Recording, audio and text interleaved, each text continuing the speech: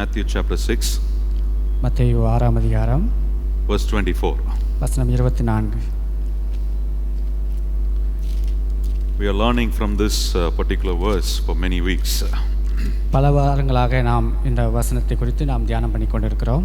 No man can serve two masters, for either he will hate the one and love the other, or else he will hold to the one and despise the other. You cannot serve God and mammon. இரண்டு எஜமான்களுக்கு ஊழியம் செய்ய ஒருவனாலும் கூடாது.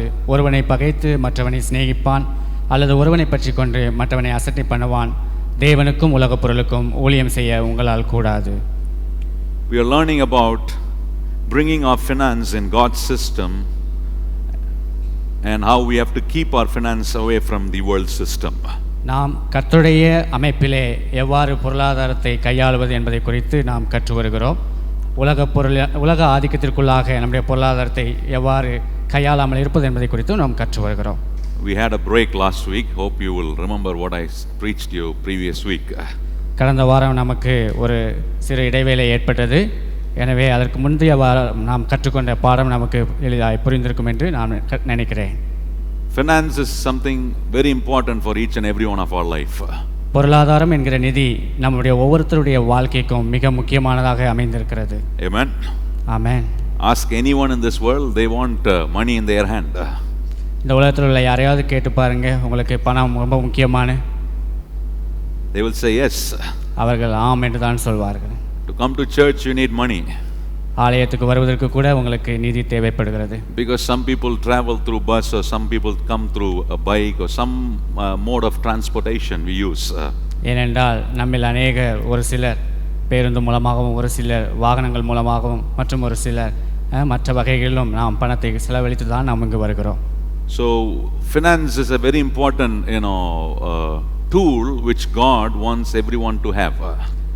நிதியானது கர்த்தர் நமக்கு கொடுத்திருக்கின்ற ஒரு முக்கியமான பொருள். அதை நாம் ஆளுவதற்கு, பயன்படுத்துவதற்கு கர்த்தர் நம்மை அனுமதித்திருக்கிறார். I was showing you two differences when I talked about the finance in God's system and world system. நான் பொருளாதாரத்தை குறித்து பேசும்போது இரண்டு முக்கிய காரியங்களை நான் உங்களுக்கு முக்கியப்படுத்தி சொன்னேன். ஒன்று உலக அமைப்பிலே நாம் எவ்வாறு கையாள்வது என்றும், இன்னொன்று தேவனுடைய அமைப்பிலே நாம் பணத்தை, நிதியை எவ்வாறு கையாள வேண்டும் என்பதை குறித்து நான் கற்றுத்தந்தேன். In God's system we find there is only giving and receiving. கர்த்தருடைய அமைப்பிலே கொடுப்பதும் பெற்றுக்கொள்வதுமே மிக முக்கியமான கருதுகோளாக இருக்கிறது. Whether we like it or not, this is the two major function that is happening in the kingdom of God. நீங்கள் ஒருவேளை அதை ஏற்றுக்கொள்வீர்களோ அல்லது ஏற்றுக்கொள்ளாமல் இருப்பீர்களோ, ஆனால் தேவனுடைய அமைப்பிலே இந்த இரண்டு காரியங்களும், கொடுப்பதும் பெற்றுக்கொள்வதும் நடந்து இருக்கிறது. But in the world system you find buying and selling taking place. ஆனால் உலக அமைப்பிலோ நாம் வாங்குவதும் விற்பதிலுமே செலவழித்து விடுகிறோம். I don't say buying and selling is wrong, but buying and selling should be governed by the Spirit of God which lives in us. வாங்குவதும் விற்பதும் தவறல்ல, ஆனால் வாங்குவதும் விற்பதிலும் தேவனுடைய ராஜ்யத்திற்குள்ளாக, தேவனுடைய அமைப்பிற்குள்ளாக, அவருடைய ஆளுகையினாலே நாம் செய்கிறோமா என்பதை குறித்தே நாம் உணர்ந்து கொள்ள வேண்டும். Every time when you understand the functioning in God's system which is giving and receiving, it will eventually take you to experience the multiplication that comes in the blessing of God. நீங்கள் கர்த்தருடைய அமைப்பிலே உங்களுடைய பொருளாதாரமாகிய நிதியை நீங்கள் கொடுத்து நீங்கள் அதை பயன்படுத்துவீர்களானால், நீங்கள் அதை திரும்ப பெருக்கத்தையும் கொடுத்து அது பெருக்கத்தனையாக மீண்டும் பெற்றுக்கொள்வீர்களாய் நீங்கள் மாறுகிறீர்கள்.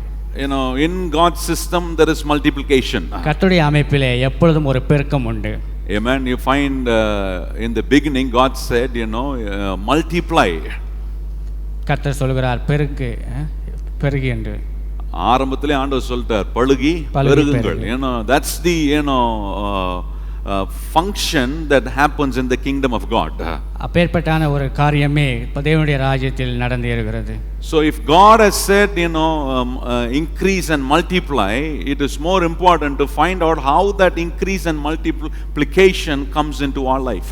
கர்த்தர் நம்மை பழுகி பெருக சொன்னார் என்றால் அவருடைய ராஜ்யத்திலே அது எவ்வளவு முக்கியமான ஒரு காரியமாக அமைகின்றது. You find in many parables where Jesus is talking about how when you give you will be receiving 30, 60 and 100 fold into your life. கர்த்தர் பல உவமைகள் மூலமாக எவ்வாறு நம்முடைய வாழ்க்கையிலே 30, 60, 100மாக பெருக்கத்தை நாம் திரும்ப பெற்றுக்கொள்கிறோம் என்பதை கற்றுத்தருகிறார். Many Christians are very unfamiliar with the multiplication that comes in the God's kingdom.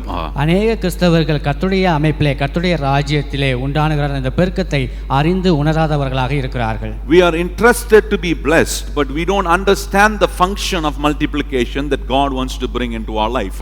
நாம் ஆசீர்வதிக்கப்பட வேண்டும் என்று நாம் விரும்புகிறோம். ஆனால் எவ்வாறு கர்த்தர் நம்முடைய வாழ்க்கையிலே பெருக்கத்தை உண்டு பண்ணுகிறார் என்பதை உணர்ந்து அறிந்து கொள்ள முடியாதவர்களாக தவிக்கின்றோம். You find Jesus was telling, when he was sharing this parable, he was trying to make them understand there is always multiplication in what God gives into every person's hand. ஆண்டவராகிய இயேசு கிறிஸ்து உவமையின் மூலமாக சொன்ன காரியம் என்னவென்றால் அதன் மூலமாக கர்த்தர் அவருடைய ராஜ்யத்திற்குள்ளாக ஒரு பெருக்கத்தை உண்டு பண்ணுகிறவராய் இருக்கிறார் என்பதே. And God is much worried when things are not multiplying in our hand with into what God has given to us. கர்த்தர் நம்முடைய கரத்திலே கொடுத்திருக்கின்ற காரியத்திலே பணத்திலே பொருளாதாரத்திலே ஒரு பெருக்கம் நம்முடைய வாழ்க்கையிலே இல்லை என்றால் கர்த்தர் கவலைப்படுகிறவராய் நம்மை குறித்திருக்கிறார். Not only in the aspect of finance, in the aspect of everything that God gives into our hand. நம்முடைய கரத்திலே கொடுக்கப்பட்டிருக்கிற நிதியை மட்டுமல்ல மற்ற எல்லா காரியங்களும் கர்த்தர் நம்முடைய வாழ்க்கையிலே ஒரு பெருக்கத்தை காண விரும்புகிறார். That is how God wants every Christian to bring their finance into God's system. அவ்வாறுதான் கர்த்தராகிய ஆண்டவர் நம்முடைய வாழ்க்கையிலே நிதியாகிய பொருளாதாரத்திலே ஒரு பெருக்கத்தை அவர் கொடுக்க விரும்புகிறார். If you put in your effort in some place, God wants to make sure that you are multiplied in what you are putting your effort for. நீங்கள் ஒரு இடத்திலே நீங்கள் உங்களுடைய முயற்சியை நீங்கள் கொடுப்பீர்களானால் போடுவீர்களானால் அந்த முயற்சியிலே கர்த்தர் அவருடைய கரத்திலிருந்து ஒரு பெருக்கத்தை கொடுக்க விரும்புகிறார். So I was talking to 5 areas how you can bring in your finance into God's system. நான் 5 வகைகளிலே உங்களுக்கு நான் எவ்வாறு கர்த்தருடைய அமைப்பிலே கர்த்தருடைய ராஜ்யத்திற்குள்ளாக நாம் பெருக்கத்தை பொருளாதார வாழ்க்கையிலே கொண்டு வர முடியும் என்பதை கற்றுத்தந்தேன். And I was showing you the first area is that money, riches and wealth has different meaning towards it. முதல் பகுதியிலே நாம் பார்த்தோம் ஐஸ்வரியத்துக்கும் செல்வத்திற்கும் பணத்திற்கும் மிக முக்கிய வேறுபாடுகள் உண்டு என்று. Then I showed you the second area is that we have a spiritual warfare in the finance that God has given into our hand. இரண்டாவதாக கர்த்தர் நமக்கு கொடுத்திருக்கின்ற பொருளாதாரத்திலே ஒரு ஆவிக்குரிய போராட்டம் நம்முடைய வாழ்க்கையிலே நடைபெறுகிறது என்பதை குறித்து நாம் கற்றுத் தேர்ந்தோம். Nobody could ever say I don't have a spiritual warfare in the finance. நாம் ஒருவரும் நாம் சொல்லாமல் இருக்க முடியாது நம்முடைய வாழ்க்கையிலே ஆவிக்குரிய போராட்டம் பொருளாதார வாழ்க்கையிலே இல்லை என்று. Devil will constantly try to bring the experience of having a warfare in your finance. தொடர்ச்சியாக நம்முடைய வாழ்க்கையிலே நிதியை கையாளும் போது நமக்கு இப்படிப்பட்ட ஆவிக்குரிய போராட்டம் நம்முடைய வாழ்க்கையிலே நடந்து இருக்கிறது. No, devil will try to bring in a warfare in your finance, and you must be a person in finding out whether that warfare is finishing in spiritually or in worldly term. சாத்தானவன் நம்முடைய வாழ்க்கையிலே இந்த வகையான ஒரு போராட்டத்தை கொண்டு வரும்போது நீங்கள் உணர்ந்து நான் இதை எவ்வாறு இந்த போராட்டத்தை மேற்கொண்டு தேவனுடைய அமைப்பிலே நான் செல்ல விரும்புகிறேனா அல்லது சாத்தானுடைய வஞ்சனைக்குள்ளாக நான் செல்ல விரும்புகிறேன் என்பதை அறிந்து நாம் செயல்பட வேண்டும். Warfare is there in every area. போராட்டம் என்பது நம்முடைய வாழ்க்கையில எல்லா பகுதியிலும் இருக்கிறது.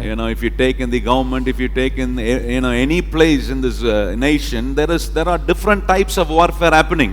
இந்த உலகத்திலே எல்லா மூலைகளிலும் எல்லா பகுதிகளிலும் போராட்டங்கள் மிக பெரிய வடிவங்களிலே வேறு வடிவங்களிலே நடந்து இருக்கிறது. Take in a house, there are different types of warfare happening every day. எடுத்துக்கொள்ளுங்கள் நம்முடைய வீட்டிலே கூட வித்தியாசமான போராட்டங்கள் நடந்துகிறது. Every day husband will say something, that will become a warfare in the house. ஒவ்வொரு நாளும் புருஷனானவன் ஒன்று சொல்லுவான் வீட்டிலே ஒரு வகையான போராட்டம் நடக்கிறது. There are warfare happening in your eating. நீங்கள் சாப்பிடும்போது அங்கேயும் ஒரு போராட்டம் உண்டாகிறது. There are different types of warfare every day. நம்முடைய வாழ்க்கையிலே ஒவ்வொரு நாளும் வெவ்வேறு வகையான போராட்டங்கள் நம்முடைய வாழ்க்கையிலே நாம் சந்திக்கிறோம். If I have to win over all those warfare, I have to bring it and align it to spiritual aspect, so that through that spiritual experience I can bring everything under the governance of God. நான் அத்தகைய போராட்டங்களிலே நான் சந்திக்கும் போது நான் அந்த போராட்டங்களை ஆவிக்குரிய மனிதனாய் ஆண்டவருக்குள்ளாக கொண்டு வந்து நான் ஆவிக்குரிய ரீதியிலே அதை மேற்கொள்ள வேண்டும். I was showing you one particular scripture that Paul often uses. I fought the good fight of faith.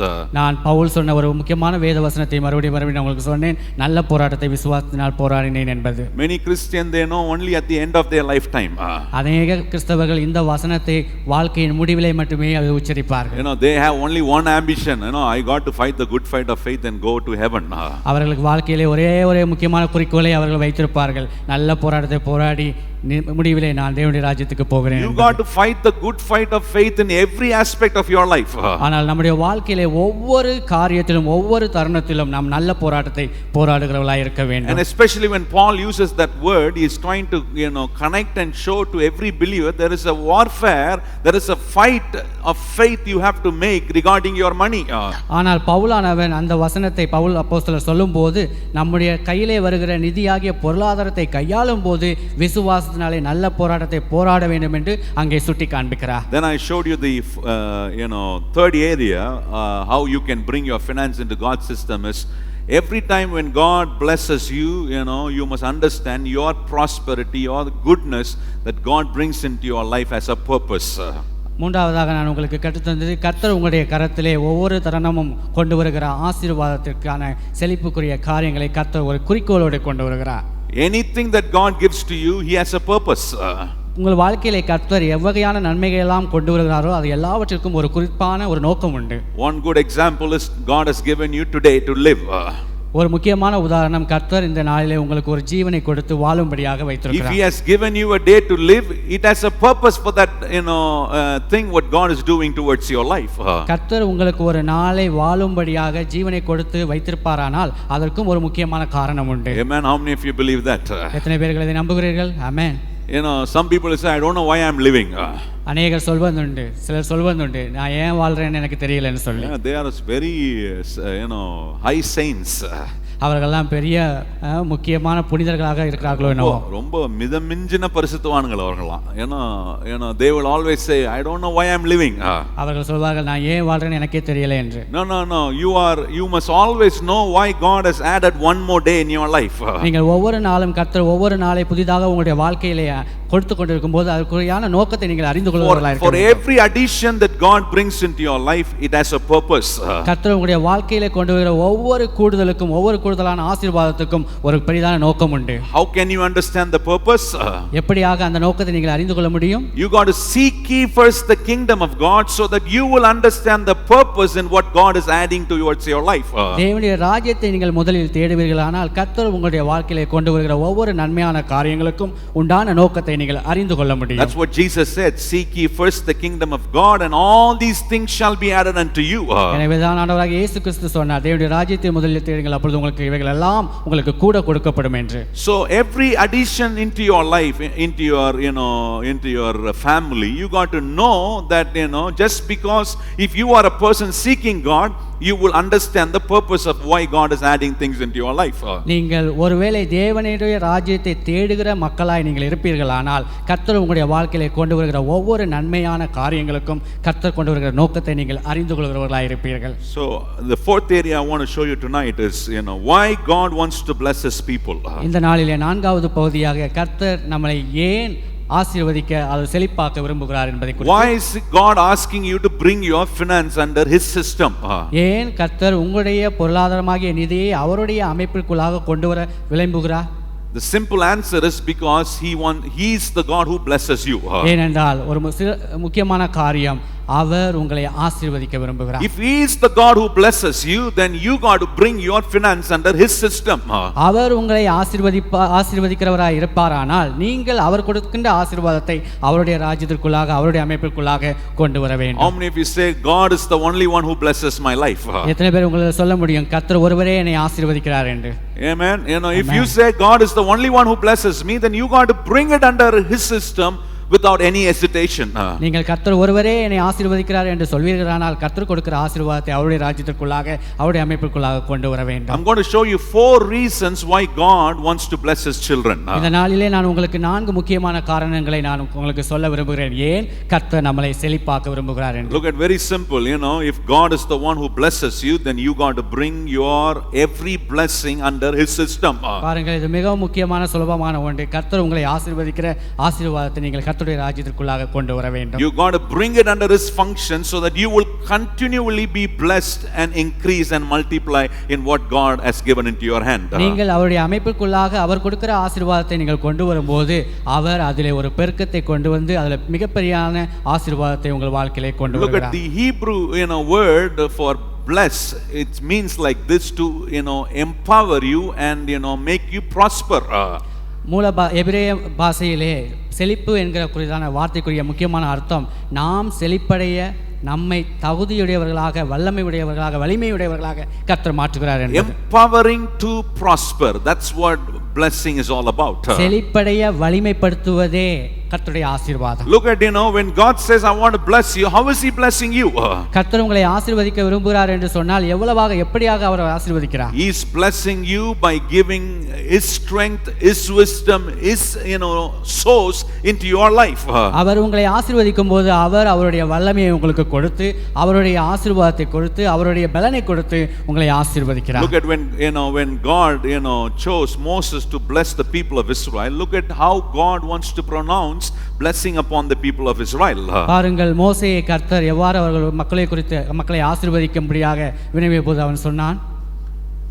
Numbers chapter 6 verse 24. என்னாகமம் 6ஆம் அதிகாரம் வசனம் 24.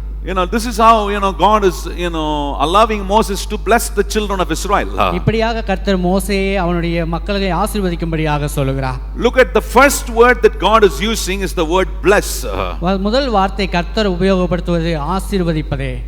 Until God empowers you to prosper, there would be no blessing into your life where you can bring it under God's system.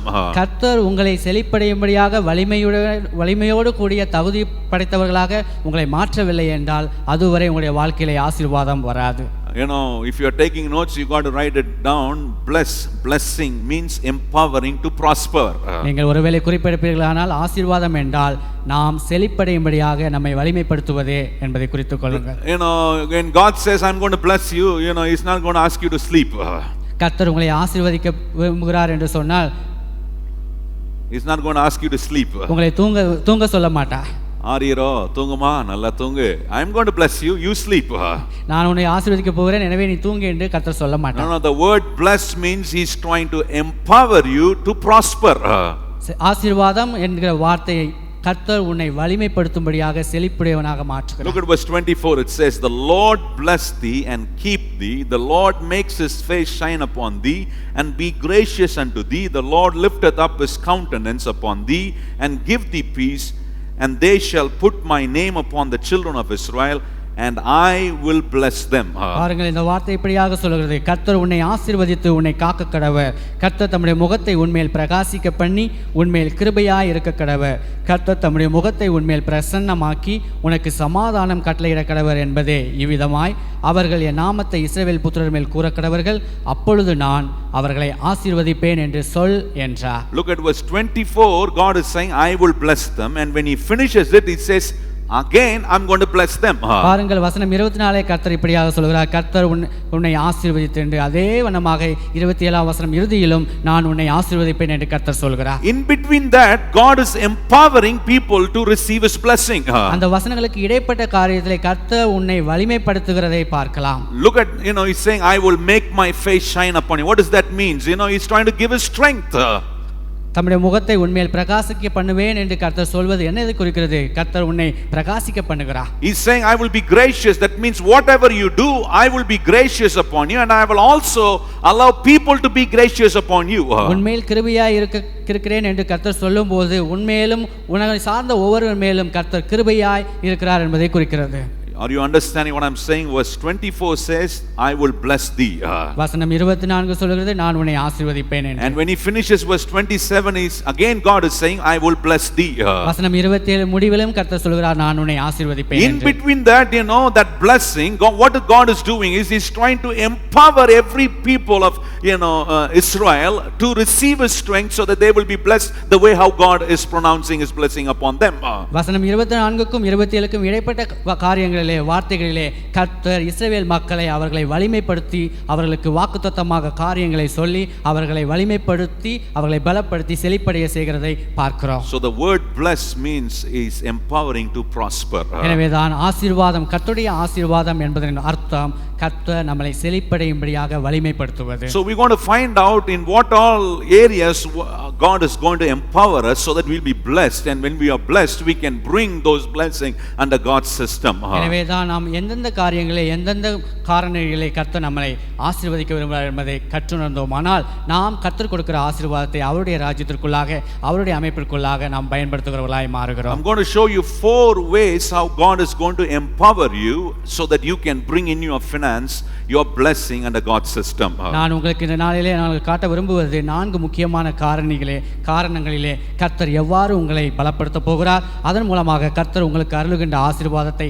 கர்த்தருடைய ராஜ்யத்திற்குள்ளாக அமைப்பிற்குள்ளாக எவ்வாறு நீங்கள் பயன்படுத்த நீங்கள் திட்டமிட போகிறீர்கள் என்பதை குறித்தே The first reason, முதல் காரணம், the first reason to empower you, முதல் காரணம் உங்களுக்கு வலிமைப்படுத்துவதற்கு கர்த்தர் சொல்வது, God prospers us simply because we are his children. கர்த்தர் நம்மை ஆசீர்வதிக்க விரும்புகிறார் ஏனென்றால் நாம் அனைவரும் அவருடைய பிள்ளைகளாய் இருப்பதினாலே. Amen. Amen. What is the eligibility for God to bless you? நாம் கர்த்தருடைய ஆசீர்வாதத்தை பெற்றுக்கொள்வதற்கு என்ன தகுதி நமக்கு இருக்கிறது? The only qualification for each and every one of us is because we are his children, so he is going to bless us. ஒரு பிரதானமான ஒரு தகுதி என்னவென்றால் நாம் கர்த்தருடைய பிள்ளைகளாய் இருப்பதினாலே. Let me ask you like this. நான் இவ்வாறு உங்களை கேட்கட்டும். If you are a parent and if you have children, what will you do as a parent to your child? நீங்கள் ஒருவேளை பெற்றோர்களாய் இருப்பீர்களானால் உங்கள் பிள்ளைகளை குறித்து நீங்கள் எப்படி கேட்பீர்கள்? What will you do to your children? உங்கள் குழந்தைகளுக்கு என்ன செய்வீர்கள்? You know, just because they are your children, you will take effort to bless them. அவர்கள் உங்களுடைய பிள்ளைகளாய் இருப்பதினாலே நீங்கள் எவ்வளவு முயற்சி எடுத்தாலும் அவர்களை ஆசீர்வதிக்கவே விரும்புவீர்கள். It's not an option. You have to bless them. அது ஒருவேளை குறிப்பிட்ட விதத்திலே செய்யப்படுவது காரியம் அல்ல. செய்யலாமா வேணாமன்றதான் இல்ல. It's not an option. You have to bless your children. உங்களுடைய குழந்தையை ஆசீர்வதித்தே ஆக வேண்டும். How many of you agree with that with me tonight? இந்த நாளிலே நான் சொல்கிறது எத்தனை பேர் நம்புகிறீர்கள்? Amen. You know, just because they are your children, even if you don't bless them, you know, people around you will question you as a parent. அவர்கள் உங்களுடைய பிள்ளைகளாய் இருப்பதினாலே நீங்கள் ஆசீர்வதிக்கவில்லை என்றால் உங்களை சுற்றிலுள்ள மக்கள் உங்களை கேள்வி கேட்பார்கள். They will ask you, you know, being a parent, you know, he's your child, don't you know to bless them? நீங்கள் அவருடைய பெற்றோராய் நீங்களே உங்கள் குழந்தைகளை ஆசீர்வதிக்கவில்லை என்றால் யார் உங்கள் பிள்ளைகளை ஆசீர்வதிக்க கூடும் என்று வினவுவார்கள். Look at this is how Jesus was asking, you know, certain people. இப்படி தான் ஆண்டவராகிய இயேசு கிறிஸ்து சில மக்களை பார்த்து கேட்கிறார். Go with me to Matthew chapter 7. என்னோடு கூட மத்தேயு எழுதின சுவிசேஷம் 7ஆம் அதிகாரத்தை எடுத்துக்கொள்ளுங்கள். All these scriptures are very important for you to understand that God wants to bless you, and when he says he wants to bless you, he is empowering you to prosper. இத்தகையான வேத வசனங்கள் அனைத்தும் உங்களுக்கு கர்த்தர் எவ்வாறு ஆசீர்வாதத்தை கொண்டு வருகிறார் என்பதை குறித்தும் அந்த ஆசீர்வாதத்தை நீங்கள் எவ்வாறு தேவனுடைய அமைப்பிலே நீங்கள் கையாளுகிறீர்கள் என்பதை குறித்தும் உங்களுக்கு கற்றுத் தரப் போகிறது. Look at what Jesus is trying to say here in Matthew 7 verse 9 to 11. பாருங்கள் ஆண்டவராகிய இயேசு கிறிஸ்து இங்கு மத்தேயு எழுதின சுவிசேஷம் 7ஆம் அதிகாரம் வசனங்கள் 9 இலிருந்து எவ்வாறு சொல்கிறார் என்பதை பார்க்கலாம். Just see in the view of a parent. அந்த வசனங்களை நீங்கள் பார்க்கும்போது நீங்கள் பெற்றோர் என்கிற ஒரு கண்ணோட்டத்திலே பாருங்கள். If you are a father, if you are a mother, if you have your children, you are bound to bless them. நீங்கள் ஒருவேளை தந்தையாக இருப்பீர்கள் அல்லது தாயாக இருப்பீர்கள், நீங்கள் அப்படி இருப்பீர்களானால் நீங்கள் ஒரு பெற்றோருக்கு ஒரு கண்ணோட்டத்திலே நீங்கள் இந்த வசனத்தை பாருங்கள். This is how God is trying to show to the people who are standing around him. இப்படியாகத்தான் ஆண்டவராகிய இயேசு கிறிஸ்து அவரை சுற்றிலும் இருந்த மக்களை பார்த்து அவர் சொல்லுகிறார். He says, or what man is there of you whom if his son asks bread will he give him a stone? உங்களில் எந்த மனுஷனானாலும் தன்னிடத்தில் அப்பத்தை கேட்கிற தன் மகனுக்கு கல்லை கொடுப்பானா? Or if he asks a fish will he give them a serpent? மீனை கேட்டால் அவனுக்கு பாம்பை கொடுப்பானா? If you then being evil know how to give good gifts unto your children, how much more shall your Father which is in heaven give good things to them that ask him? ஆகையால் பொல்லாதவர்களாகிய நீங்கள் உங்கள் பிள்ளைகளுக்கு நல்ல ஈவுகளை கொடுக்க அறிந்திருக்கும் போது பரலோகத்தில் இருக்கிற உங்கள் பிதா தம்மிடத்தில் வேண்டிக் கொள்கிறவர்களுக்கு கொடுப்பது அதிக நிச்சயம் அல்லவா? Look at, if you have your children, the Bible says, Jesus is saying, you will give good gifts to your children. நீங்கள் உங்களுக்கு பிள்ளைகள் இருப்பார்களானால் நீங்கள் உங்கள் பிள்ளைகளுக்கு நல்ல ஈவுகளை கொடுப்பீர்கள் என்று வேதம் சொல்கிறது. And God is saying, you are my child, I want to give you the good gifts. கர்த்தர் என்று சொல்லுகிறார், நீங்கள் என்னுடைய பிள்ளைகளாய் இருக்கிறீர்கள், எனவே நான் உங்களுக்கு நல்ல ஈவுகளை கொடுப்பேன் என்று. How many of you happy about that?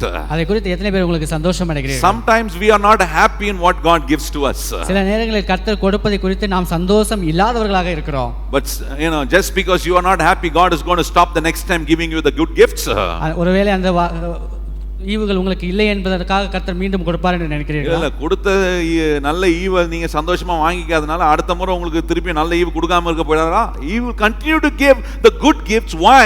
Because he is our heavenly Father. His job, his responsibility is to always give you the good gifts. கர்த்தர் நம்முடைய பரலோக தந்தையாக இருப்பதினாலே அவர் தொடர்ந்து நமக்கு நல்ல ஈவுகளையே கொடுத்து கொண்டிருக்கிறார். Have you ever thought why God is giving that good gifts to you? நாம் சிந்தித்து பார்த்திருக்கிறோமா ஏன் நமக்கு நல்ல ஈவுகளை கர்த்தர் கொடுக்கிறார் என்று? When I was just looking into this is what God showed me. Why I'm giving good gifts to you as I'm seeing you as my child. கர்த்தர் நான் உங்களை என்னுடைய பிள்ளைகளாக பார்ப்பதினாலே நான் ஏன் இந்த ஆசீர்வாதத்தை உங்களுக்கு கொடுக்கிறேன் என்று அவர் கேட்கிறார். ஏன் அந்த நல்ல ஈவு? Why I'm giving that good gifts to you? ஏன் நல்ல ஈவுகளை நான் உங்களுக்கு கொடுக்கிறேன்? Because every time when he gives you the good gift, you are bringing in the absence of poverty into your life. ஏனென்றால் கர்த்தர் நல்ல ஈவுகளை உங்களுடைய வாழ்க்கையில ஒவ்வொரு தருணமும் கொண்டு வரும்போது நம்முடைய வாழ்க்கையில இருக்கிற வறுமையானது மறைந்து போகிறதா இருக்கிறது. The poverty will be in absence. நம்முடைய வாழ்க்கையில இருக்கிற வறுமையானது அப்படியே மறைந்து போகும். வறுமைனா தரித்திரம், அது இன்னும் எஃபெக்ட்டா உள்ள இறங்கும். the word தரித்திரம் வந்து the poverty, that's what God wants to chase us out when he brings in his good gift into your life. கர்த்தர் நம்முடைய வாழ்க்கையிலே நல்ல ஈவுகளை கொண்டு வரும்போது நம்முடைய வாழ்க்கையில இருக்கிற அனைத்து தரித்திரங்களும் மறைந்து போகிறதாய் அவர் மாற்றுகிறார். If you don't have peace, that's poverty. நீங்கள் உங்களுடைய இதயத்திலே சமாதானம் இல்லாதவர்களாக இருப்பீர்களானால் அதுவும் ஒரு தரித்திரமே. When you are not able to see an increase in your truthful effort, that's a poverty. நீங்கள் உங்களுடைய வாழ்க்கையில உண்மையான ஒரு முயற்சியை எடுக்கும்போது அதிலே ஒரு பெருக்கம் இல்லை என்றால் அதுவும் உங்கள் வாழ்க்கையில ஒரு தரித்திரமே. You must proclaim, Lord, you are giving me good gift, not that I should continue in my poverty. Your good gift will always chase out my poverty from my life. நீங்கள் ஒவ்வொரு தருணமும் கர்த்தருடைய நாமத்தினால நீங்கள் கேட்க வேண்டும், கர்த்தாவே நீர் எனக்கு நல்ல ஈவுகளை கொடுத்து கொண்டிருக்கிறீர், எனவே நீர் நல்ல ஈவுகளை கொடுக்கும்போது என்னுடைய வாழ்க்கையில வருகின்ற ஒவ்வொரு தரித்திரங்களும் மறைந்து போகும் என்கிற விசுவாச வார்த்தையை. Some Christians, they will have different kind of opinion about God in their life. சில நேரங்களில் கிறிஸ்தவர்கள் அநேக வித்தியாசமான கருத்துக்களை அவர்கள் தங்களுடைய வாழ்க்கையிலே கடைபிடிக்கிறவர்களாக இருப்பார்கள். Have you find when 2 or 3 Christians join together with different capacity, this is how they will be talking. ஒருவேளை 3 அல்லது 4 கிறிஸ்தவர்கள் வெவ்வேறு தருணங்களில் வெவ்வேறு வாழ்க்கை சூழலில் இருந்து வந்து கூடுவார்களானால் இவ்வாறு அவர்கள் பேசிக்கொள்வார்கள். With different capacities, low class, middle class, high class. Imagine this 3 group of people are joining together. What will they talk? வருமானத்திலே வெவ்வேறு வகையான மக்கள் ஒன்று கூடி இருப்பார்களானால் அவர்கள் எவ்வாறு பேசுவார்கள்? The one who is low, he will say, God has kept me like this because only if I am like this, I will be humble before God. அதிலே மிகவும் தரித்திரனாய் இருக்கிற மனுஷன் சொல்லுவான், நான் இவ்வாறு இருக்கிறேன் ஏனென்றால் கர்த்தர் என்னை இவ்வாறு தரித்திரமாக இருக்க விரும்புகிறார் என்று சொல்லுவான். ஆமா, இப்படி தரித்திரமா தான் நான் ரொம்ப தாழ்மையா இருப்பேன் ஆண்டவருக்கு தெரியும் போல. That's why he is keeping me poor. ஏனென்றால் நான் தரித்திரனாய் இருப்பதனாலே தாழ்மையாய் இருக்கணும் என்று ஆண்டவர் விரும்புகிறார், எனவேதான் என்னை தரித்திரனாக வைத்திருக்கிறார் என்று அவன் சொல்வான். Now I want you to bring that same thinking into the parental approach. அதே கருத்தை நான் இன்று உங்களுக்கு கொண்டு வர விரும்புகிறேன். பெற்றோரா இருக்கும்போது, பெற்றோர் என்கிற அந்த நிலையில இந்த மாதிரி ஒரு கருத்தை கொண்டு வந்து வைக்கும்போது, when you just keep it like that, you will never want your child to learn humbleness by being poor. நீங்கள் அதே கருத்தை நீங்கள் பெற்றோராக நீங்கள் இப்ப கண்ணோக்கி பார்ப்பீர்களானால் உங்களுடைய பிள்ளைகளை நீங்கள் எப்பொழுதும் அவர்கள் தாழ்நிலையிலே வறுமையாக இருந்தனாலே அவர்கள் தாழ்மைக்குள்ளாக கொண்டு வருவீர்கள் என்று நினைப்பீர்கள். No, that's not going to teach them humbleness. அது அவர்களுக்கு ஒரு தாழ்மையான எண்ணத்தை அவர்களுக்கு கொண்டு வராது. That's why Jesus is saying, if your children are asking fish, will you give them a snake? எனவேதான் ஆண்டவராகிய இயேசு கிறிஸ்து கேட்கிறார், உங்கள் பிள்ளைகள் மீனை கேட்டால் அவங்களுக்கு பாம்பை கொடுப்பீர்களா என்று. ஆமா, கொடுத்தீங்கன்னா அவன் வேற எதனா கொடுப்பான். he will give you something else. நீங்கள் மீனுக்கு பதிலாக பாம்பை கொடுத்தீர்களானா அவன் வேற ஏதாவது உங்களுக்கு கொடுக்க கூடும். No, what God is saying, if you know how to treat your children, I am the creator of you. I know to value you, I know to respect you, I know to teach you teach you all kind of godly things at the right time. உங்கள் பிள்ளைகளுக்கு நீங்கள் நல்ல ஈவுகளை கொடுக்க நீங்கள் அறிந்திருப்பதனாலே பரமபிதாவாகிய எல்லாவற்றையும் சிருஷ்டிகர்த்தாவாகிய நான் உங்களுக்கு நல்ல ஈவுகளை கொடுத்து உங்களை வளப்படுத்த விரும்புகிறேன் என்று கர்த்தர் சொல்கிறார். God always wants to show himself to each and every one of us as Jehovah Jireh.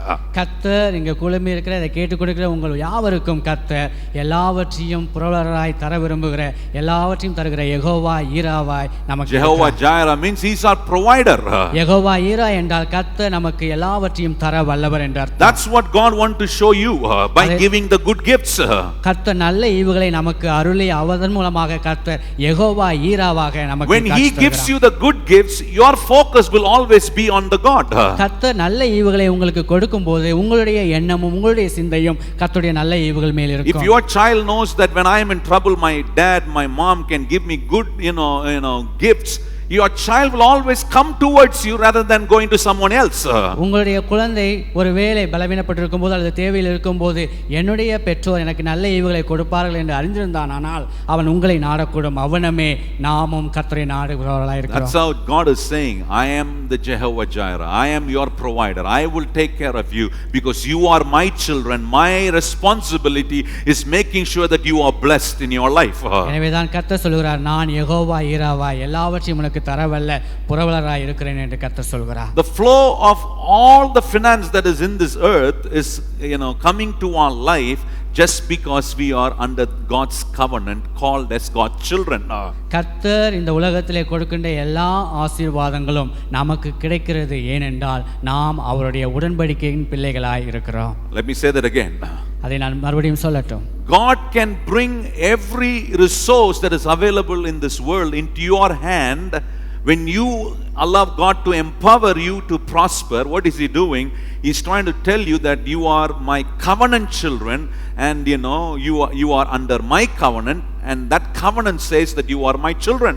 கர்த்தர் உங்களுடைய வாழ்க்கையிலே உலகத்திலே இருக்கின்ற அனைத்து மூல ஆதாரங்களையும் உங்கள் கரத்திலே கொடுத்து உங்களை செழிப்படைய செய்யும் வல்லமையுடைய தகுதி படைத்தவர்களாய் உங்களை மாற்றும் போது கர்த்தர் சொல்லுகிறது என்னவென்றால் நீங்கள் என் உடன்படிக்கையின் பிள்ளைகளாய் இருக்கிறீர்கள் என்று. As his children, as his sons and daughters, my ability is always to make sure that I walk properly under the covenant that God had made over my life. கர்த்தருடைய மகனாக மகளாக நான் அவருடைய ஆசீர்வாதத்திற்கு பாத்திரவானாய் மாறும்போது அவருடைய செழிப்பா என்னை அவர் நிரப்பும் போது நான் அவருடைய உடன்படிக்கைக்கு கீழ்ப்படுகிற மகனாய் மகளாய் நான் இருக்க வேண்டும். Turn with me to Deuteronomy chapter 8. என்னோடு கூட உபாகமம் 8ஆம் அதிகாரத்தை எடுத்துக்கொள்ளுங்க. Verse 18. 18வது வசனம். But thou shalt remember the Lord thy God, for it is he that giveth thee power to get wealth. That means he is the one who blesses you, empowering you to receive the power to get wealth, that he may establish his covenant which he has sworn unto thy father, as it is this day. உன் தேவனாகிய கர்த்தரை நினைப்பாயாக, அவரே உன் பிதாக்களுக்கு ஆணையிட்டு கொடுத்த தம்முடைய உடன்படிக்கையை உறுதிப்படுத்தும்படி இந்நாளில் எனக்கு உண்டாயிருக்கிறது போல ஐஸ்வர்யத்தை சம்பாதிக்கிறதுக்கான பலனை உனக்கு கொடுக்கிறவர் உடன்படிக்கையை உறுதிப்படுத்தும்படி என்பதை நீங்கள் குறித்துக் கொள்ளுங்கள். Look at it, says he may establish his covenant because his covenant declares that you and I are his children. இந்த வசனம் தெளிவாக சொல்லுகிறது, தம்முடைய உடன்படிக்கையை உறுதிப்படுத்தும்படி கர்த்தர் உங்களுக்கு கொடுக்கிறார். ஏனென்றால் அவர் அதன் மூலமாக அவர் உங்களுக்கு வல்லமையை கொடுக்கிறார், இதற்கு செழிப்படையும்படியாக செய்கிறார். That covenant says that you are his children. அந்த உடன்படிக்கையானது உங்களை சொல்லுகிறது அவருடைய பிள்ளைகள் என்று உறுதிப்படுத்துகிறது. Let me show you one more place to make you be sure that you are under his covenant. நான் இன்னொரு வேத பகுதியை உங்களுக்கு நான் சொல்லட்டும், உடன்படிக்கையானது பிள்ளைகளாய் நீங்கள் எவ்வாறு இருக்கிறீர்கள் என்பதை உறுதிப்படுத்தும்படியாக. Galatians chapter 3 verse 26 and 29. கலாத்தியர் 3ஆம் அதிகாரம் வசனங்கள் 26 29. For you are all the children of God by faith in Jesus Christ. 26. வசனம் 26. நீங்கள் எல்லாரும் கிறிஸ்து இயேசுவை பற்றும் விசுவாசத்தினாலே தேவனுடைய புத்திரராய் இருக்கிறீர்களே. Verse 29 says, and if you be Christ, then you are Abraham's seed and heirs according to the promise. நீங்கள் கிறிஸ்துவினுடையவர்களாக ஆனபடியால் ஆபிரகாமின் சந்ததியாராகும் வாக்குத்தத்தத்தின்படியே சுதந்திரராயும் இருக்கிறீர்கள். Look at God, made a covenant with each and every one of us through Jesus Christ into our life. ஆண்டவராகிய கர்த்தர் உங்களையும் என்னையும் கர்த்தராகிய இயேசு கிறிஸ்துவின் மூலமாக உடன்படிக்கையின் பிள்ளைகளாய் மாற்றி இருக்கிறார். And once when you come into this covenant, no more you are, as a stranger, but rather you become his children to receive every blessing that is, given in the promise in the Bible, in the scripture. நீங்கள் உடன்படிக்கையின் பிள்ளைகளாக இயேசு கிறிஸ்துவின் மூலமாக நீங்கள் தேவனுடைய புத்திரராய் மாறி இருப்பதினாலே அந்த உடன்படிக்கையின் பிள்ளைகளுக்குரியதான ஆசீர்வாதங்கள் அனைத்தும் இந்த வேதாகமத்தில் குறிப்பிடப்பட்டுள்ள அனைத்து ஆசீர்வாதங்களையும் பெற்றுக்கொள்ள பாத்திரவான்களாய் இருக்கிறீர்கள். And God is saying nobody can break that covenant upon your life. கர்த்தர் சொல்லுகிறார் அந்த உடன்படிக்கையை நீங்கள் யாரும் அதை உடைக்க கூடாது, அதை முறிக்க கூடாது என்று. How many of you believe that? அதை எத்தனை பேர் நீங்கள் நம்புகிறீர்கள்? Nobody can break that covenant which God has made over your life. கர்த்தர் உங்களுக்கு வாழ்க்கையிலே ஏற்படுத்தியிருக்கின்ற உடன்படிக்கையை நீங்கள் யாரும் அதை முறித்து போடக்கூடாது. No matter how hurtful your son, your daughter is doing against your life, you can never say that he or she is not your child. உங்களுடைய குழந்தைகள் உங்களுக்கு எதிராக அநேக சேட்டைகளை வம்புகளை செய்யும் போது நீங்கள் என்னுடைய பிள்ளைகள் இல்லை என்று நீங்கள் ஒருபோதும் சொல்ல முடியாது. Worldly parents may say, உலக மனிதர்கள் சொல்லக்கூடும், இன்னிலிருந்து நீ என் பிள்ளையே கிடையாது, மூஞ்சிலே முழிக்காத, that's how we say, but God will never say that. ஆனால் உலக மனிதர்கள் அவ்வாறு சொல்லக்கூடும், ஆனால் தேவனுடைய புத்திரராய் இருக்கிற நாம் அவ்வாறு சொல்ல முடியாது. ஆண்டவர் என் மூஞ்சிலே முழிக்காத நம்ம எங்க போய் முழிக்கிறது? that's a big problem. God will never say that.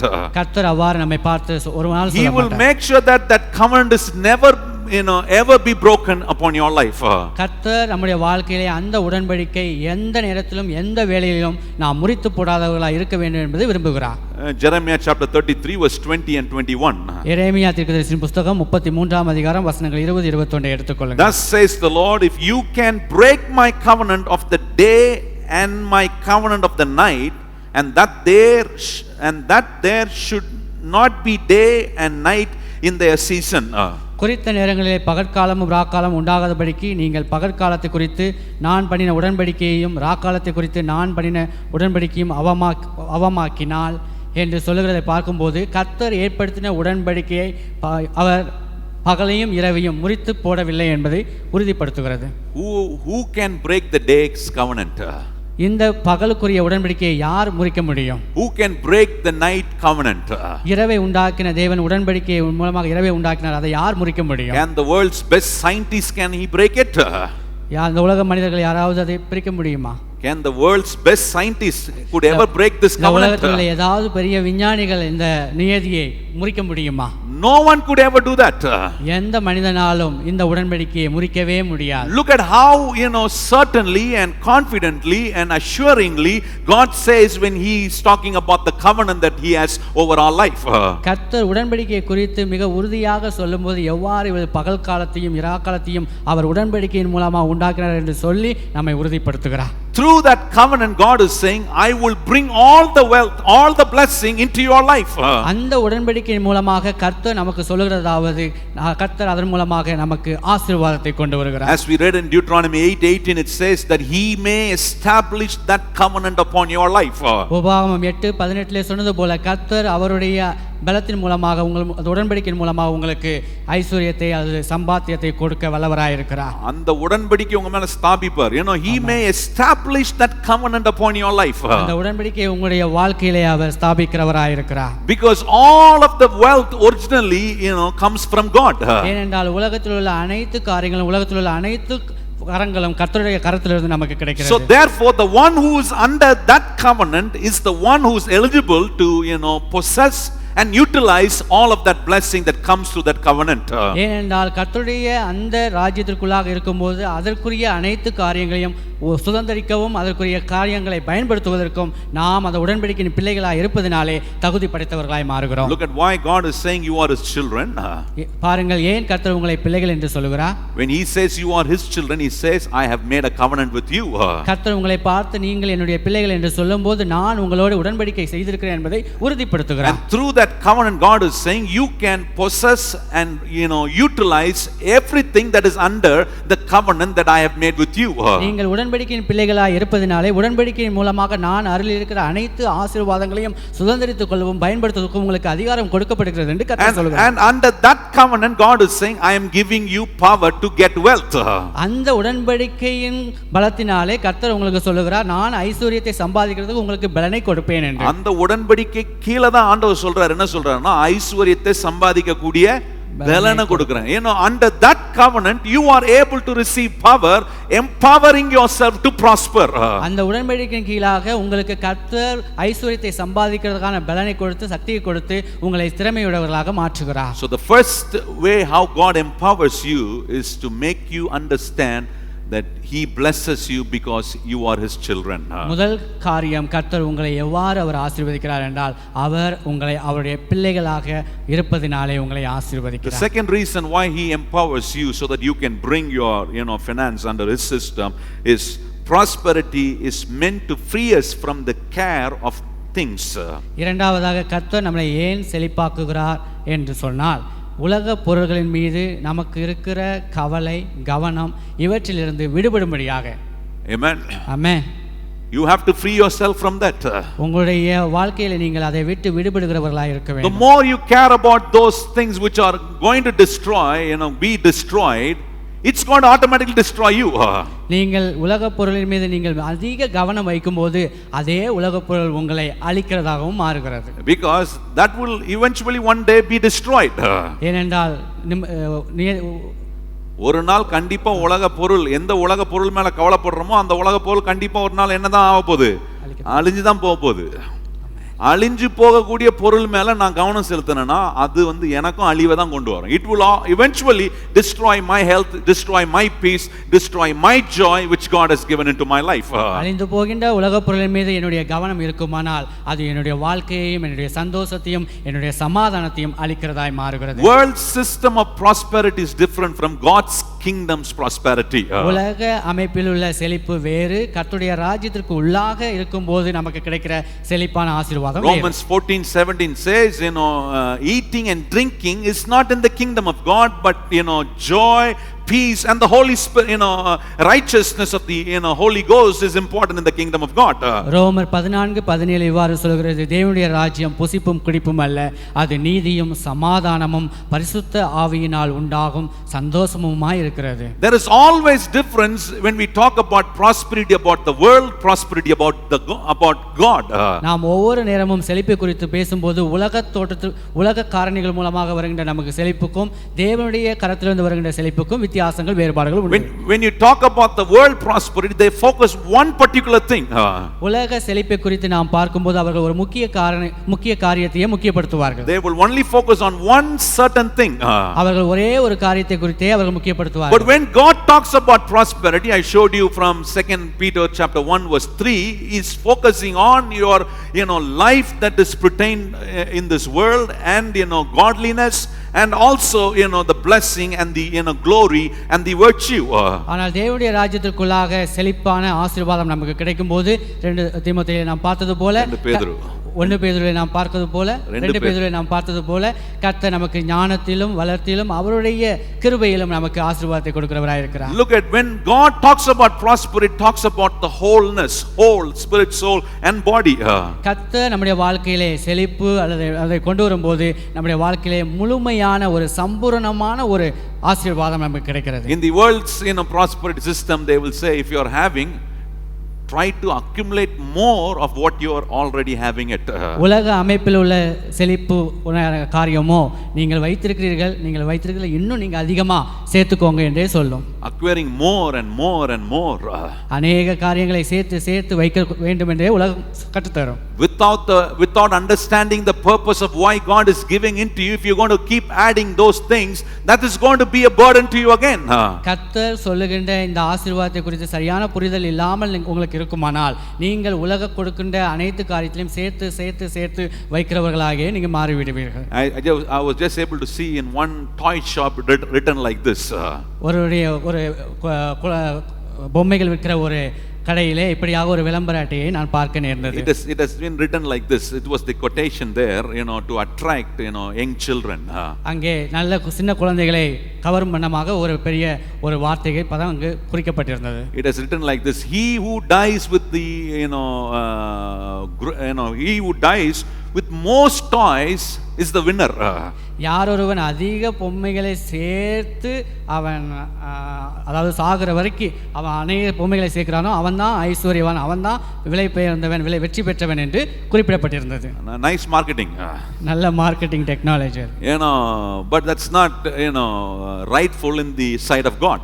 ஆனால் கர்த்தருடைய பார்வையிலே அது சரியான ஒன்று அல்ல. God will never say you should not have anything. God will say when you have it, you should understand the purpose of why you are having it. கர்த்தர் உங்களுக்கு செழிப்பை கொடுக்கும்போது கர்த்தர் கொடுக்கின்ற ஆசீர்வாதத்தை நாம் எவ்வாறு பயன்படுத்த வேண்டும் என்று நமக்கு கற்றுத் தருகிறார். Without understanding the purpose, if you have one thing, it's going to, remain without any use for you and for people around you. கர்த்தர் கொடுக்கின்ற ஆசீர்வாதத்திலே முக்கியமான அவர் சொல்லுகின்ற நோக்கம் உங்களுக்கு அறியப்படாமல் இருக்குமானால் அது உங்களுக்கும் பிரயோஜனம் இல்லை, உங்களை சுற்றியுள்ளவர்களுக்கும் பிரயோஜனம் இல்லாததாய் மாறிவிடும். Look at just like that toy shop, you will be saying, the one who has most toy is the winner. அந்த பொம்மைகள் விற்கிற கடையில் இருந்த விளம்பரப்பட்ட போல அதிக பொம்மைகள் இருந்தா தான் உங்களுக்கு ஐஸ்வர்யவான், நீங்க தான் வெற்றி பெற்றவர்கள் சொல்லக்கூடும். That's how devil will try to bring in this kind of temptation to many people in this world. அப்படிதான் சாத்தானானவன் இந்த உலகத்தில் உள்ள ஒவ்வொரு மக்களையும் வஞ்சிக்கிறவனாய் சுற்றித் திரிகிறான். You must have more jewels. நீங்க நிறைய நகைகள் உங்களுக்கு வேணும் அப்படினு. You must have more sarees. நிறைய சேரி உங்களுக்கு நிறைய சேர்த்து வைக்கணும்னு சொல்லுவான். சாரியை நிறைய சேர்த்து வைக்கணும். he will say you should have more பாத்திரம் வீட்ல, have more vessels. நிறைய பாத்திரம் நிறைய என்று சேர்த்து வைக்கவே சொல்லுவான். You can have any number of vessels or any number of saree. Make sure that you always use those things. Don't keep it idle. நீங்கள் அநேக காரியங்களை, அநேக பாத்திரங்களை, அநேக சேரைகள் எல்லாம் நீங்கள் சேர்த்து வைக்கலாம். ஆனால் அவற்றை நீங்கள் பயன்படுத்துகிறவர்களாக இருந்தால் மட்டுமே அதனால் பிரயோஜனம் உண்டு. வெறும் பார்க்கறது மாத்திரம் இருந்துட்டு யூஸ் பண்ணாமல் போயிடுச்சுன்னா அது வாழ்க்கையில் ரொம்ப பரிதாபம். That's a very piteous thing for a person. அது மிகவும் நமக்கு கொடுமையான ஒரு வாழ்க்கை பயணம் அது. But in kingdom of God, when God, wants to prosper you, you will never be worrying about the things that comes into your life. கர்த்தர் உங்களுடைய வாழ்க்கையிலே செழிப்பை கொண்டு வந்து ஆசீர்வதிக்க விரும்பினால் நீங்கள் எதை குறித்தும் கவலைப்படுகிறவர்களாக இருக்க மாட்டீர்கள். Look at what God says: when he brings a blessing into your life, he doesn't add sorrow towards it. கர்த்தர் உங்களுடைய வாழ்க்கையிலே ஐஸ்வர்யம் அல்லது சம்பாத்தியத்தை கொண்டு வரும்போது அதனுடைய அவர் வேதனையை கொண்டு வருகிறவர் அல்ல. He will never add any sorrow into it.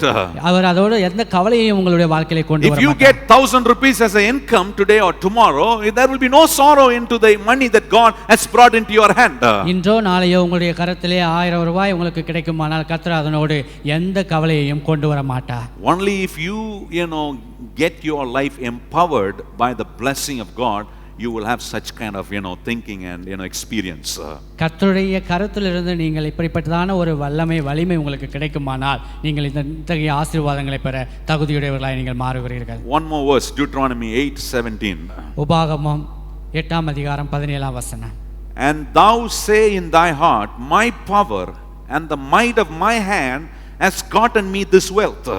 என் சாமர்த்தியமும் என் கைபலனும் இந்த ஐஸ்வர்யத்தை எனக்கு சம்பாதித்தது என்று நீ உன் இருதயத்தில் சொல்லிக் கொள்ளாமலும் இருக்க எச்சரிக்கையாயிரு. If you say like that, then you will be worrying about the things that you are having in your hand. நீங்கள் ஒருவேளை என் சாமர்த்தியம் என் கைபலன் என்று சொல்வீர்களானால் கவலை உங்களோடு சேர்ந்து வரும். Why is devil trying to give this attitude to every child of God? ஏன் சாத்தானானவன் தேவனுடைய பிள்ளைகளுக்கு இப்படிப்பட்ட ஒரு என் பலன் என் கைபலன் என்கிற ஒரு குறித்தான ஒரு குணத்தை கொண்டு வருகிறான்? When you have this attitude, enemy, the devil will try to release many resources into your hand. இப்படிப்பட்ட ஒரு எண்ணம் உங்கள் மனதிலே சாத்தானானவன் கொண்டு வருவானானால் அவன் உங்களுடைய கரத்திலே செல்வாக்கை கொடுக்க முடியும். He will give to you. அவன் உங்களுக்கு செல்வத்தை கொடுக்க முடியும். By giving that, he will, he will separate you. He will divert your attention from the God who is the provider of your life, provider for your life. அவன் செல்வத்தை உங்கள் கரத்திலே கொடுப்பதினாலே அவன் அதன் மூலமாக உங்களை தேவனிடத்திலிருந்து புரவலராகிய எல்லாவற்றையும் கொடுக்க வல்ல தேவனிடத்திலிருந்து உங்களை பிரிக்க முயல்கிறான் என்பதை அறிந்து கொள்ளுங்கள். If he can, change your attention from the provider who is our God, he knows that he can win your life, he can destroy your life. எல்லாவற்றையும் கொடுக்க புறவராகிய தேவனிடத்தில் உள்ள நம்முடைய பிரதிபலனை நோக்குகிற எண்ணத்திலிருந்து நம்மை பிரித்து போகிறவனாய் அவன் நம்மை மாற்றுகிறான். Look, there was a time when Abraham had a fight and he got victory, and the king of Sodom was trying to say him like this. பாருங்கள், ஆபிரகாமுடைய வாழ்க்கையிலே ஒரு இப்படிப்பட்டதான ஒரு காரியம் நடந்தது. அவன் வெற்றி பெற்றது. சோதோம் ராஜா இவ்வாறாக சொன்னான். Genesis chapter 14 verse 21 onwards, you can see this is what the king of Sodom is trying to tell him. ஆதியாகமம் 14ஆம் அதிகாரம் 21ஆம் வசனம் முதல் அந்த சோதோம் ராஜா இவ்வாறாக சொல்லிக் கொள்கின்றான். He's trying to say, give me the people, you can take every things that you have fought and brought back from the battle. வசனம் 21லே பாருங்கள், சோதோமின் ராஜா ஆபிரகாமை நோக்கி, ஜனங்களை எனக்கு தாரும், பொருள்களை நீர் எடுத்துக்கொள்ளும் என்று சொல்கிறான். And look at what the Abraham is trying to reply to that king. பாருங்கள், ஆபிரகாம் அந்த ராஜாவுக்கு இவ்வாறு பிரதிபலிக்கிறான் என்று. Abraham knew that these things are not important to me, my provider is very important because he is the one who gave me victory.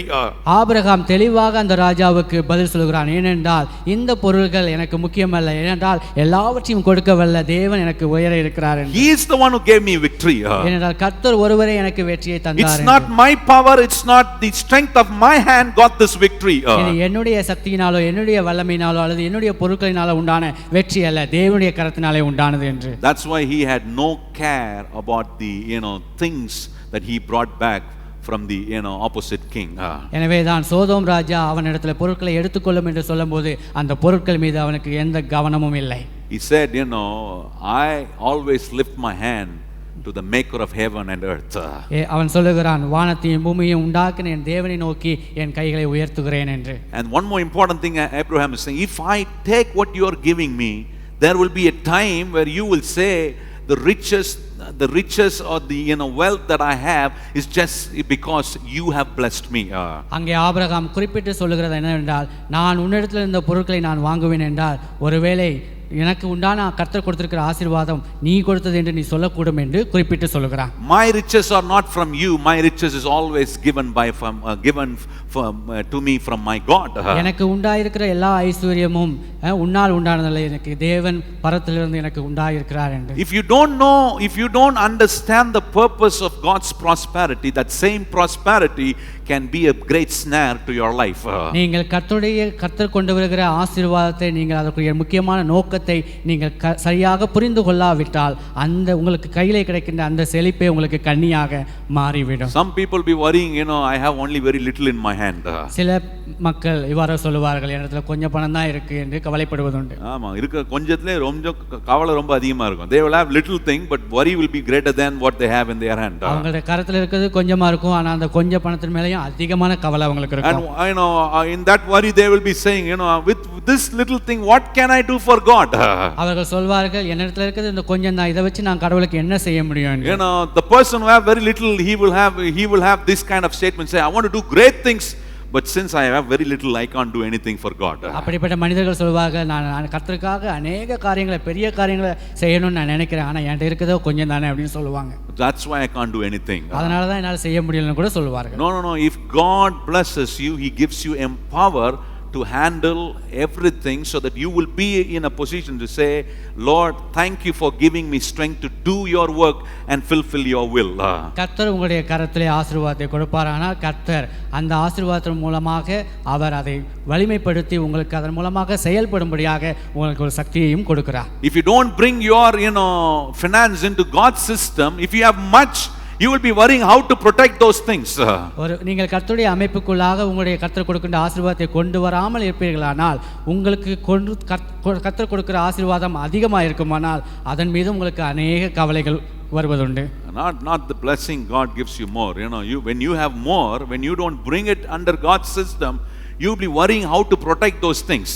உங்கள் கரத்திலே अनेक ஆசீர்வாதங்கள் வரும்போது அது கர்த்தருடைய அமைப்புக்குள்ளாக நீங்கள் கொண்டு வராமல் இருக்கும்போது அத்தகைய பொருட்கள் மீது உங்களுக்கு அதிக கவலைகள் வருவதுண்டு. Even the poor is worrying, even the rich is worrying. ஒன்றுமில்லாதவனும் கவலைப்படுகிறான், அதிகம் இருப்பவனும் கவலைப்படுகிறான். But the one who will not worry and one who will not be afraid about what comes into his life is the one who takes all of his goodness and bring it under God's system. யார் ஒருவன் எந்த கவலையும் படாமல் நிம்மதியாக சந்தோஷமாக கர்த்தர் கொடுக்கின்ற ஆசீர்வாதத்தை இருக்கிறான் என்றால் அவன் கர்த்தருடைய அமைப்புக்குள்ளாக கர்த்தர் கொடுக்கிற ஆசீர்வாதத்தை பயன்படுத்துகிறவனாக இருக்கும்போது மட்டுமே. I don't have time to talk the next two reasons. We will continue next week. இன்னும் 2 காரணங்கள் கர்த்தர் ஏன் செழிப்பாக்குகிறார் என்பதை குறித்து நமக்கு இருக்கிறது. ஆனால் அதை குறித்து சொல்வதற்கு இன்று போதிய நேரம் இல்லை. Let's stand to our feet and pray. எல்லாரும் எழுந்திருந்து தேவனை நோக்கி பார்க்கலாம். கர்த்தர் நம்மளை ஆசீர்வதிக்க விரும்புகிறார். எத்தனை பேர் நீங்க விரும்புறீங்க? ஆண்டவரே, நான் உம்முடைய பிள்ளைப்பா, அதனால நீ என்னை ஆசீர்வதிக்கிறீர், என்னை பலப்படுத்துகிறீர். empowering me to prosper. செழிப்பதுக்காக என்னை பலப்படுத்துகிற தேவன். கர்த்தர் நம்மளை ஏன் அவர் தம்முடைய பிள்ளைகளை ஆசீர்வதிக்கிறார்? அதுக்கு ஒரே ஒரு காரணம், நான் அவருடைய பிள்ளையா இருக்கிறதுனால கர்த்தர் ஆசீர்வதிக்க. எத்தனை பேர் வலது கரத்தை உயர்த்தி ஆண்டவருக்கு நன்றி சொல்ல விரும்புறீங்க? அன்பின் தேவனே, இந்த ராத்திரி வேளையில எங்களுடைய பொருளாதாரத்தை குறித்து ஆண்டவரே நீர் அக்கறை உள்ளவராக இருக்கிறதுக்காக நன்றி. இங்க வந்திருக்கிற எங்களோடு சேர்ந்து இணையதளத்தின் மூலமாய் பார்க்கிற ஒவ்வொருடைய ஆண்டவரே பொருளாதாரத்தின் நிலையில் மேல் அக்கறை கொள்ளக்கூடிய ஆண்டவராய் இருக்கிறதுக்காக நன்றி. எங்கள் மேல் அக்கறை கொள்ளக்கூடிய தேவன், உம்முடைய பிள்ளைகளாய் இருக்கிற நாங்கள் ஆண்டவரை ஆசீர்வதிக்கப்பட வேண்டும் என்பதுக்காக எங்களோடு நீர் பண்ணின உடன்படிக்கையை நாங்கள் நினைவு கூறுவோம். அந்த உடன்படிக்கையை ஆண்டவரை ஸ்தாபித்து அந்த உடன்படிக்கைக்கு கீழே இருக்கிற எல்லா நன்மைகளையும் நாங்கள் அனுபவிப்பதற்காக ஆண்டவரே பலனையும் ஆற்றலையும் கிருபையும் ஞானத்தையும் அபிஷேகத்தையும் ஆண்டவரே சித்தி பெற வைக்கிற தேவ வல்லமைகளை எங்களுக்குள் நீர் ஆண்டவரே செயல்படுத்துகிறதுக்காக உமக்கு நன்றி சொல்லுகிறோம். நாங்கள் ஆண்டவரை தோத்து போக, நாங்கள் வெக்கப்பட்டு போக நீர் ஒருபோதும் இடம் கொடுப்பதில்லை. ஆண்டவரை உம்முடைய மகனாய் உம்முடைய மகளாய் நாங்கள் தோக்க கூடாது என்பது உம்முடைய ஆண்டவரை அநாதி தீர்மானத்தில் இருக்கக்கூடிய ஒன்றாய் இருப்பதற்காக உமக்கு நன்றி சொல்லுகிறோம். ஆண்டவரை இன்னொரு காரணம் எங்களுக்கு இன்னைக்கு நீ சொன்னீர். ஆண்டவரே, கவலைப்படாம இருக்கணும். ஆண்டவரே, கர்த்தருடைய ஐஸ்வர்யம் ஆண்டவரே எங்களை எதின் மேலும் கவலை கொள்ளக்கூடிய ஒரு நிலையில விடாம ஆண்டவரே நாங்க எங்களுக்கு ஆசீர்வதிக்கிற ஆண்டவருடைய கரத்துக்குள்ள அந்த ராஜ்யத்துக்குள்ள எல்லாவற்றையும் கொண்டு வரக்கூடிய ரீதியில ஆண்டவரே எங்களை நீர் வழி நடத்தணும். காரணம், எங்களுடைய எல்லா நிலையிலும் எங்களுக்கு நீர்தான் எல்லாம் தருகிறவர். எத்தனை பேர் அப்படி சொல்லுகிறீர்கள்? ஆண்டவரே, எல்லாவற்றையும் கொடுக்கிறவர் நீர்தான், எங்கள் ஆதாரம் நீர்தான். ஆண்டவரே, யெகோவா ஜாயரா, ஆண்டவரே யெகோவா ஈராய் நீ இருக்கிறதினாலே, எல்லாவற்றையும் பார்த்து கொள்கிறவராய் நீ இருக்கிறதினாலே உம்மிடத்தில் எங்கள் கவலைகளை எங்கள் பாரங்களை நாங்கள் இறக்கி வைக்கிறோம். ஆண்டவரே, உம்முடைய பிள்ளைகள் தொடர்ந்து ஆண்டவரே இந்த பொருளாதாரத்தின் ஆண்டவரே போதனைகளை கேட்டு ஆண்டவரே தங்களுடைய வாழ்வில் கர்த்தர் கொடுக்கிற ஆசீர்வாதத்தை எப்படி பயன்படுத்தணும், எப்படி அதை பெருகப்படுத்தணும் என்பதை ஆண்டவரே தொடர்ந்து அவர்கள் கேட்டு பயனடைய கர்த்தர் நீர் கிருபை செய்வீராக. இன்னைக்கு கேட்ட உம்முடைய பிள்ளைகள் ஆண்டவரே இதை தங்கள் வாழ்வில் அபியாசப்படுத்த, தங்களை ஆண்டவர் சொல்லுகிற வகையாய் தங்களை பார்த்து முன்னேறி செல்ல கர்த்தர் கிருபை செய்வீராக. உம்முடைய பாதுகாப்புக்குள் எங்களை வைத்து ஆண்டவரே நீர் எங்களை வழி நடத்தும். அப்பா, கன மகிமை துதி எல்லாம் உமக்கு தருகிறோம். இயேசு கிறிஸ்துவின் நல்ல நாமத்தில் ஜெபிக்கிறோம் எங்கள் பரிசுத்தமுள்ள நல்ல பிதாவே, ஆமென். இப்பொழுது நம்முடைய கர்த்தராகிய இயேசு கிறிஸ்துவின் கிருபையும் பிதாவாகிய தேவனுடைய அன்பும் பரிசுத்த ஆவியினுடைய அந்யோன்ய ஐக்கியமும் இன்றும் என்றும் சதா காலங்களும் நம் அனைவருடன் நிலைத்திருப்பதாக. ஆமென். எல்லாரும் இணைந்து சொல்லுவோம். என் ஆத்துமாவே கர்த்தரை ஸ்தோத்திரி, என் முழுமே அவர் பரிசுத்த நாமத்தை ஸ்தோத்திரி. என் ஆத்துமாவே கர்த்தரை ஸ்தோத்திரி, கர்த்தர் செய்த சகல உபகாரங்களையும் மறவாதே. ஆமென். போயிட்டு வாங்க. கர்த்தர் உங்களை ஆசீர்வதிப்பார்.